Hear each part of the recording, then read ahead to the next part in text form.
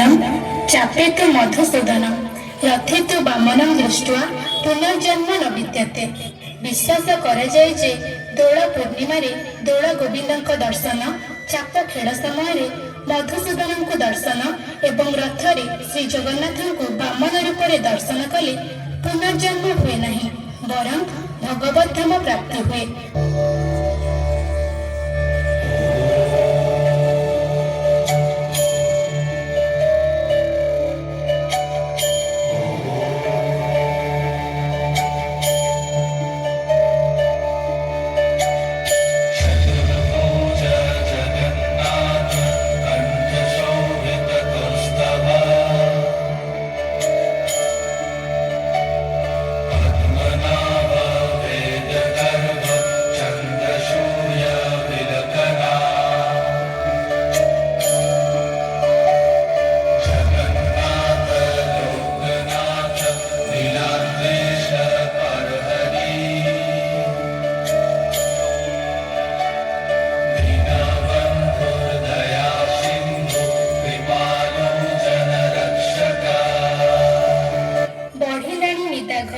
श्रम झाड़े झाउलिलाणी देह मनीष तो मनीष कालिया ठाकुरंक श्री अंग को भी बाधा लगिलाणी।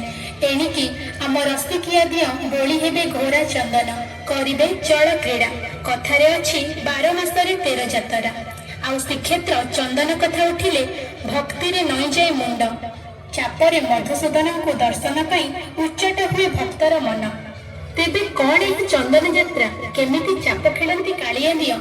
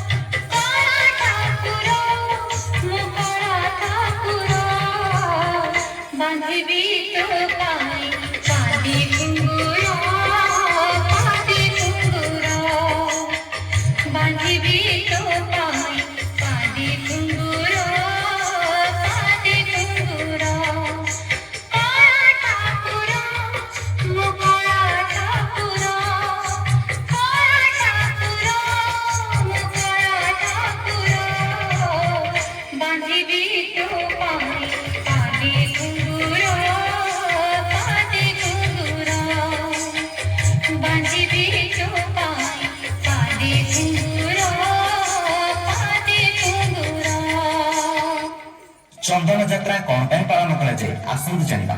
पवित्र वैशाख तृतीया तिथि अक्षय तृतीया ठारू आरंभ हो 21 दिन जाए यह यात्रा चली था।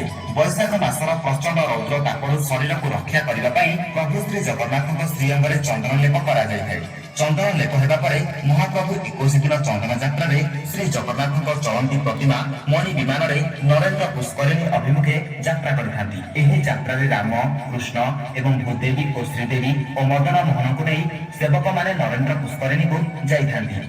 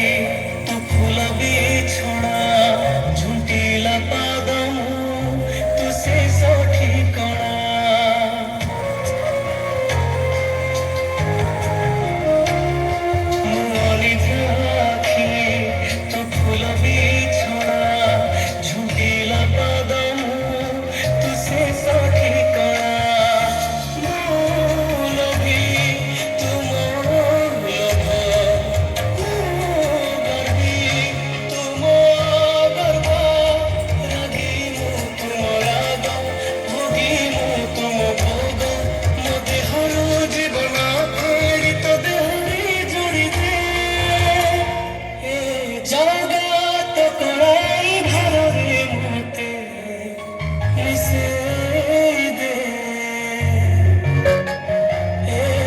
জগৎ কড়াই ভারে মতে মিশে দে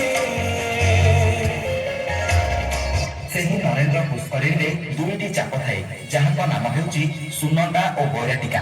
ଉକ୍ତ ଚାପ ଦୁଇଟିରେ ମହାପ୍ରଭୁମାନେ ବିରାଜମାନ କରି ନରେନ୍ଦ୍ର ପୁଷ୍କରିଣୀରେ ଜଳ କ୍ରୀଡ଼ା କରିଥାନ୍ତି। নরেন্দ্র সারথ করি নমন নরেন্দ্র সারথ করি নমন চাপ খেলতি জগত মোহন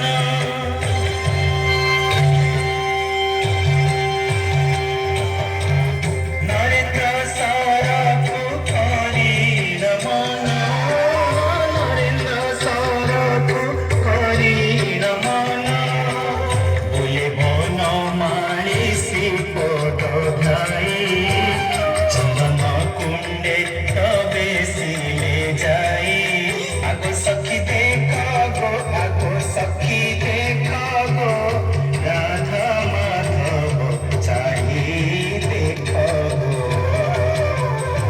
ଚାପ ଖେଳିସାରି ଜଗନ୍ନାଥଙ୍କ ଚଳନ୍ତି ପ୍ରତିମା ମଣି ବିମାନରେ ବସି ଶ୍ରୀମନ୍ଦିରକୁ ପ୍ରତ୍ୟାବର୍ତ୍ତନ କରିଥାନ୍ତି।